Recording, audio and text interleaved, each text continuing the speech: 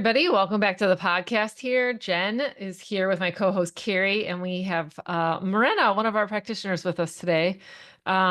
We are so excited to talk about this topic because I think it's one that is super meaningful to a lot of people. Carrie can relate. And we just want to talk a little bit more about infertility today. So if this is something that you've struggled with in the past or currently, or maybe you know someone, maybe have them tune in. This is something that I know we were just talking before we started recording.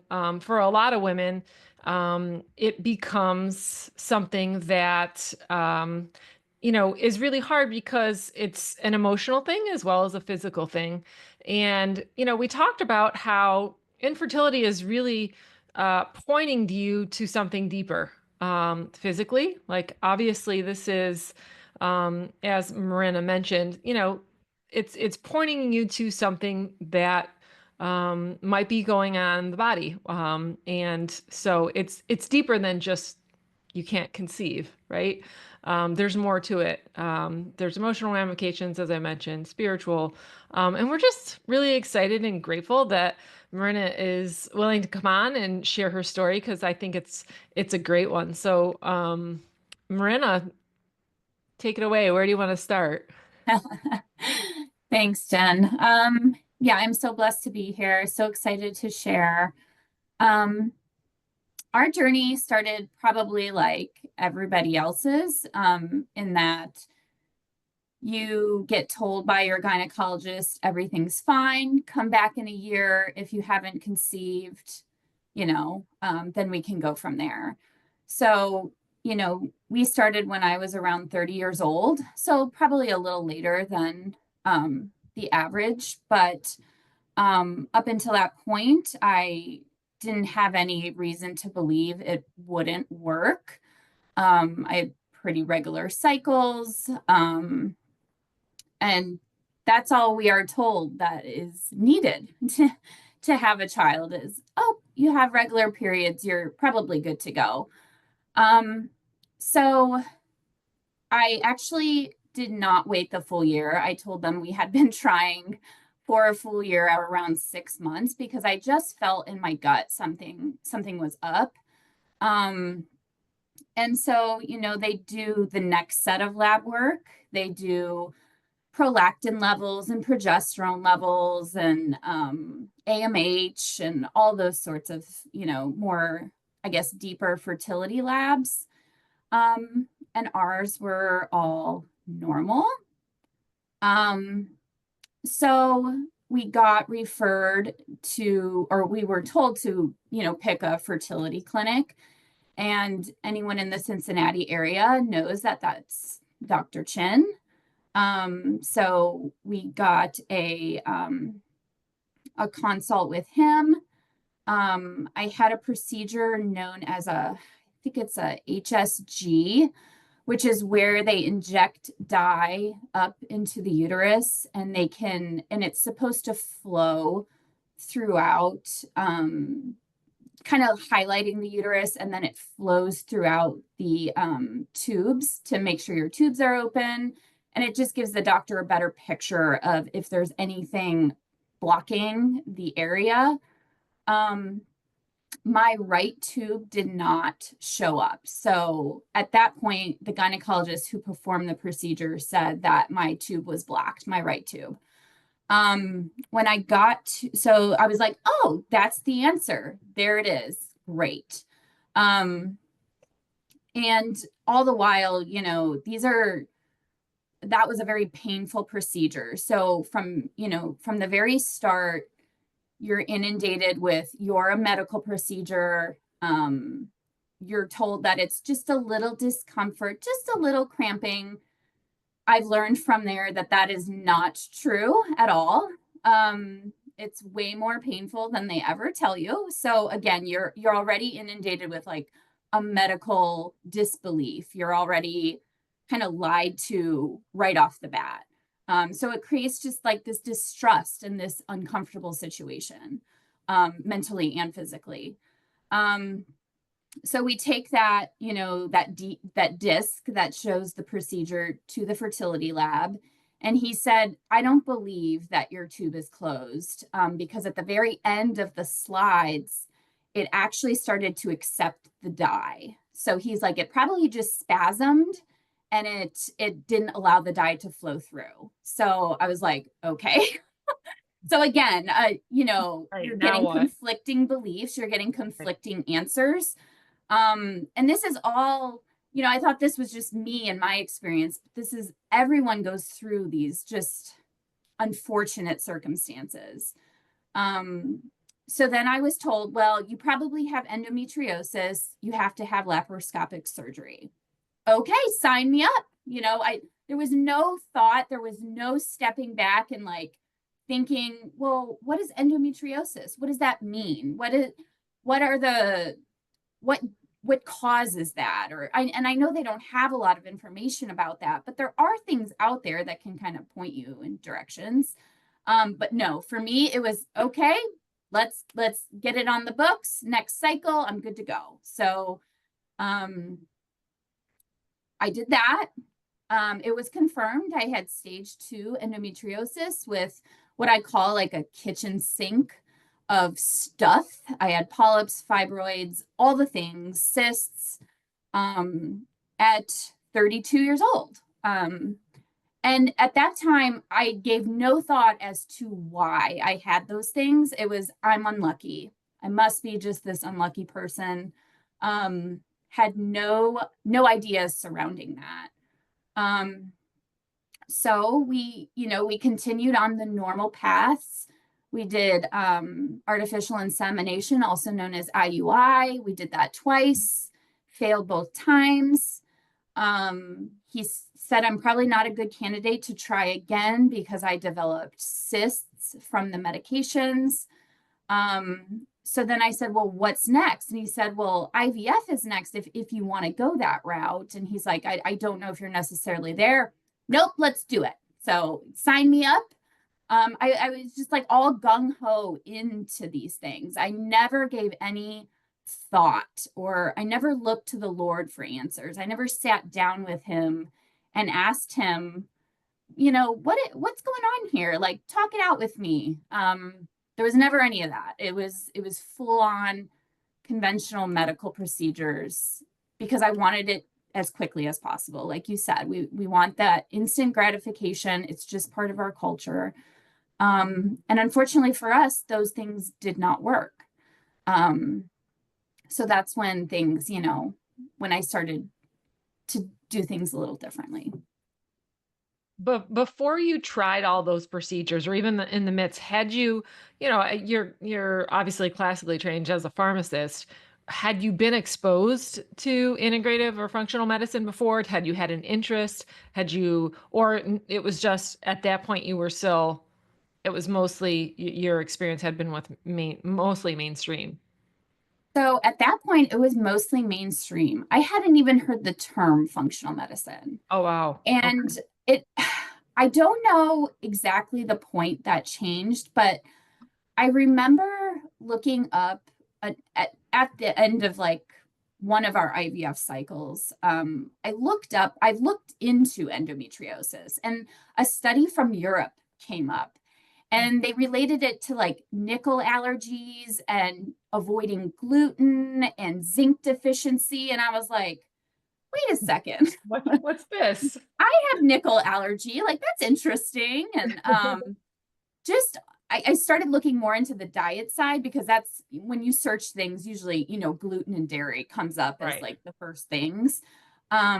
So, then Google leads you down like functional medicine. And I'm like, oh, I wonder if there's any functional medicine doctors in Cincinnati.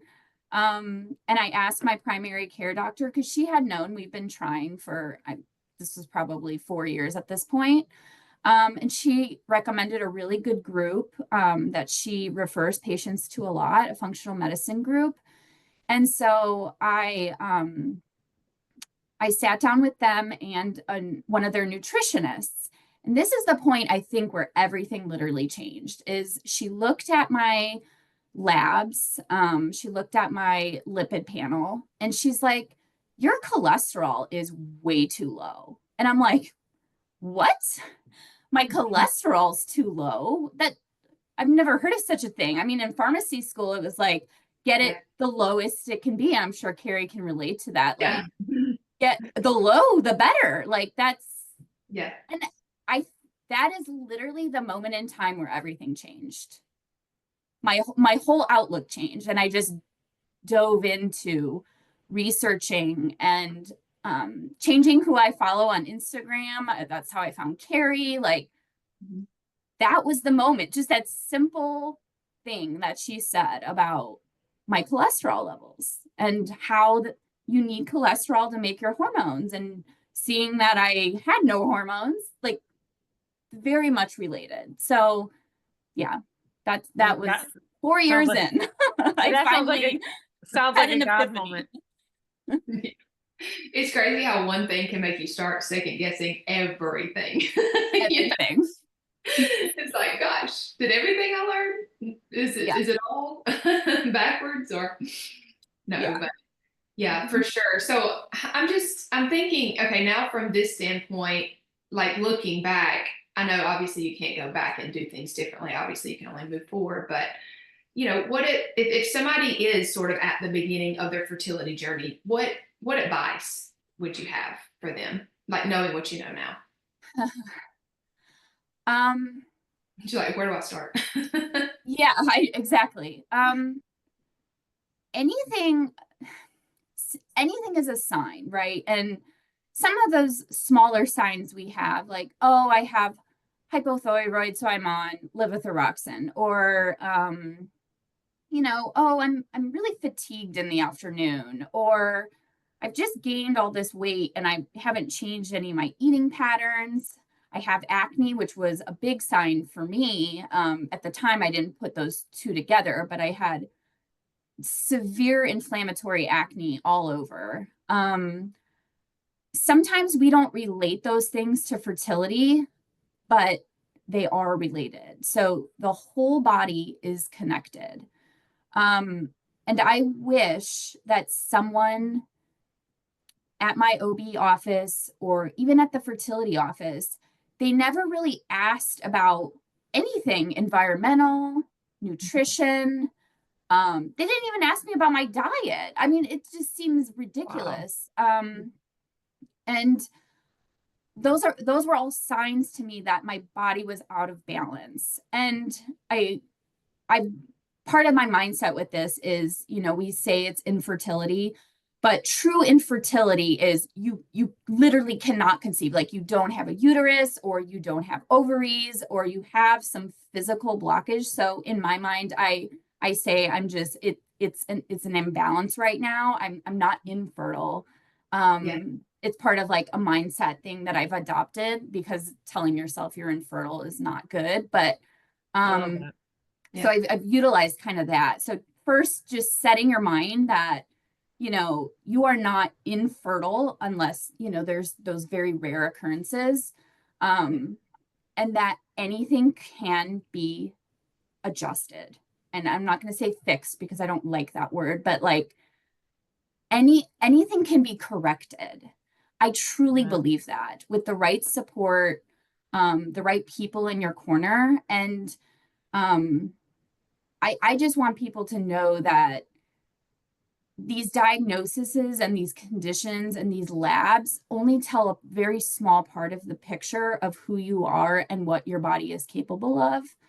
And so, yeah, there's always another answer. You don't have to go the conventional route. You don't have to jump into hormonal injections and tens of thousands of dollars.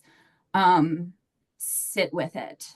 I mean, really take your time. And, there's a balance of too much information. And we'll have a show about that as well. But doing your own work and looking into these conditions and partnering up with someone who's gone through this, that can help guide you, little ways, little changes in your life that you can make a big difference. And I wish I knew all of that prior to just saying you're infertile without this conventional treatment, you're never going to conceive. Our percentage chance to conceive was 2%, according to our fertility doctor. But it's 2%. So I hope that answers. Yeah, definitely. I was just thinking about my own journey with just struggling to conceive, and how much for me it was really just a control factor. I really think it was just totally God's timing that I needed to wait on, and part of that was releasing my own timeline. I just wonder how, because I remember when we first met, and yeah, you changed a lot since then. I know that God's just really been working on your heart and your mind and all the things. So you want to share a little bit about that, maybe? Yeah, for sure. We unfortunately, like we said before, we're in a culture of instant gratification, and I want it, so I should have it. I'm a good person. I have a good job. I have a husband. We're happily married. We should have this. This is our right. When in actuality, there's no one that promised you a baby. I mean, that's not a promise that you're given. And you have to, and I don't say that to be rude or inconsiderate, but no one, that is not a right that you have. And so you have to release, like you say, you have to release that control and that expectation. Because it's not your God-given right, unfortunately. We all have different life experiences that take us different ways for different things. But my mindset was very much, I deserve this, like this needs to happen, and it needs to happen as quickly as possible. I'm in my 30s. And that's the other thing that they try to fear you into doing these procedures maybe before you're ready because of the age. Because we're told as soon as we hit 35 that our eggs fly out of our body and they're no longer able to do anything. And it's just simply not true. My fertility labs have improved over the years. So it's just funny, like, we have to take everything that they say with a grain of salt, and we have to see things for what they are. And sometimes there's money involved, and sometimes there's pharmaceuticals involved, and we have to make that judgment for ourselves. And I started just seeing that there's a very ugly side to this business, and it is a business. It's where people make a lot of money. And that's fine if they utilize that money to make families for people, and they make people happy, and they give gifts to the world. I'm not saying it's not, but for me, that adjustment came where I could no longer, I was no longer kind of just bought into that. I had to be on my own timeline, and really not my timeline, God's timeline. And I had to sit with what he was telling me to do. And it was just to step back. And I think Carrie has told me this so many times, letting it go. Have you reached that? I mean, this is probably a personal question, but have you reached that? And if so, maybe for those people listening, is there something specific that helped you let it go? And tell us through the physical, maybe walk us through the physical, like as you improved physically, you got healthier, your husband got healthier, maybe, that was a piece of it too. I mean, yeah, however you want to. Yeah. Yeah. The physical, I think everything changed when I started working with Cornerstone. I'm not just saying that. I think that is where my life changed. Mm-hmm. Praise God. Yeah. Yeah. He was calling you to something else. Having people guided by God. Yeah. Sorry. No, No. you're fine. But having, we always talk about connection, and I was missing so much of that. You're connected with people in support groups, but it's always wallowing in anger and frustration. Yeah. And Right. there was nothing about, well, what's going good in your life now? And I had to step back and be like, my life is amazing. I have this wonderful husband. I'm working with this beautiful person named Carrie. We can't leave out Amanda. She was really a big part. Oh my goodness, yes. Working with her was life-changing. So that's when everything shifted, and I started being in the Word. I started doing devotionals. I felt like just this lift of pressure. I started doing just talk therapy, and really that was more focused on like the medical trauma that I had gone through in the past 5 years of just being told so many negative things. And so it was mental, right? It was way more mental change than it was a physical. And me and my husband just we made a promise to each other that this is our life. We have to have gratitude for what we have. That's beautiful. I stepped away from, my conventional full-time pharmacist role. All of these things happen, and then all these doors, God opened all these doors for me. And with coming on board with you and just being able to work with my friend and landscaping and being outside and being in the dirt, being a kid again, that play that we are missing as adults. All of that is mindset.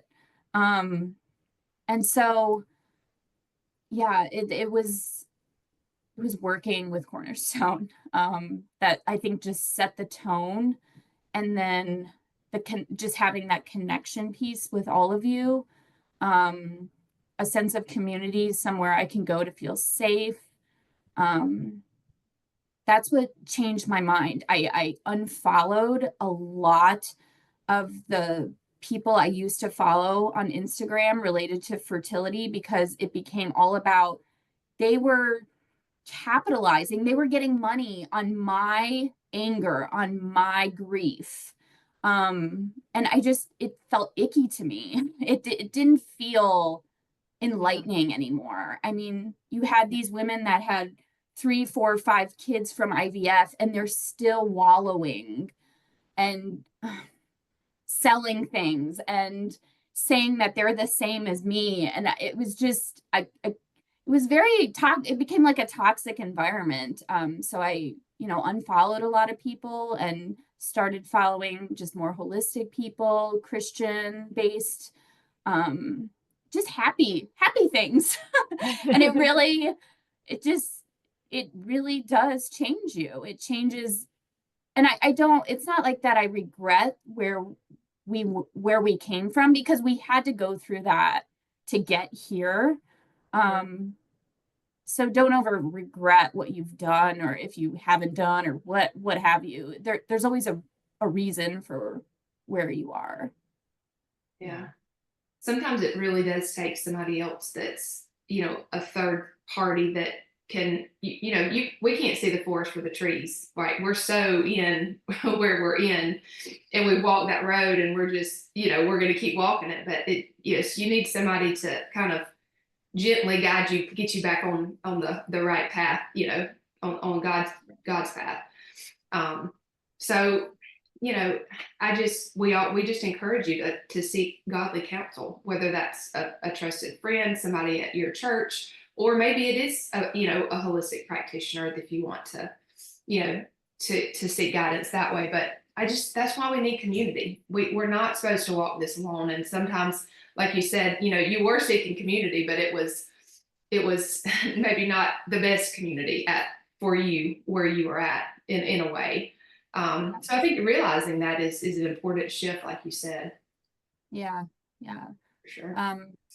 Just making that connection that our body is whole and it's all connected to each other, and all of these things were signs that that I had traumas built up and emotional repression, and I was constantly, as as a Virgo, I'm always worried, in fear, and going through those conventional treatments, they capitalize on that. They 100% cause it to grow more.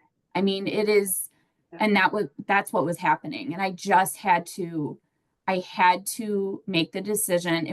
It's a choice. You can choose to stay in that, or you can choose to step away. It's not easy not doing, some form of treatment. For the past, now it's been 2.5 years, we have done literally nothing fertility wise. But we have, we That's what I was have. about. That's the thing. We have. So, with mindset and working on our marriage and enjoying life and being fulfilled in my role here, all of those things are healing.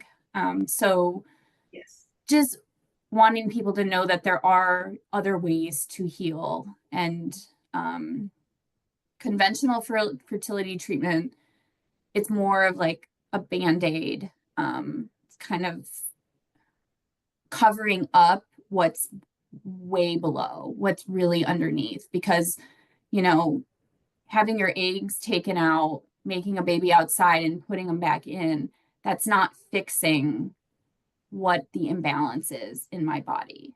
It's not. It's helping it be covered up for the time being so I can get my child.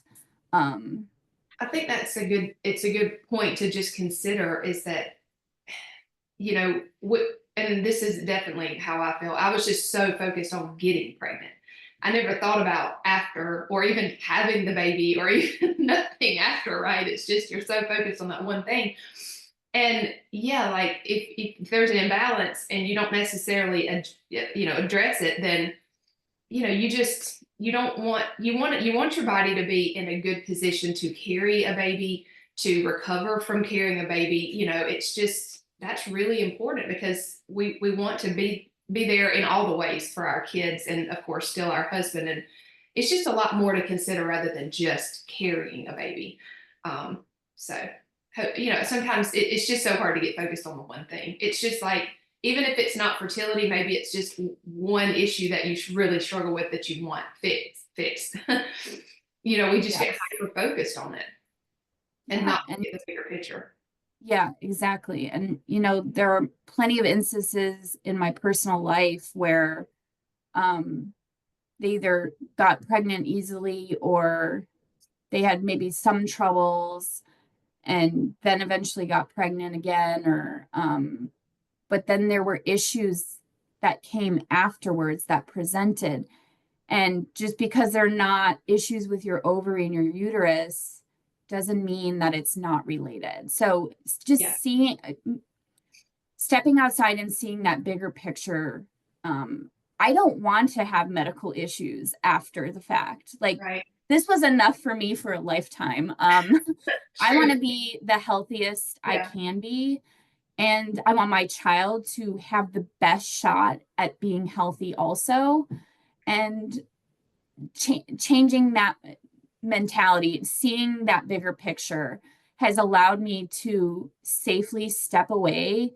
And I mean, I can't say with 100% certainty, but 90% certainty that we will not go back. Just because it's just not, it's not aligned, anymore with what I want and my values of where I am right now. So Sure.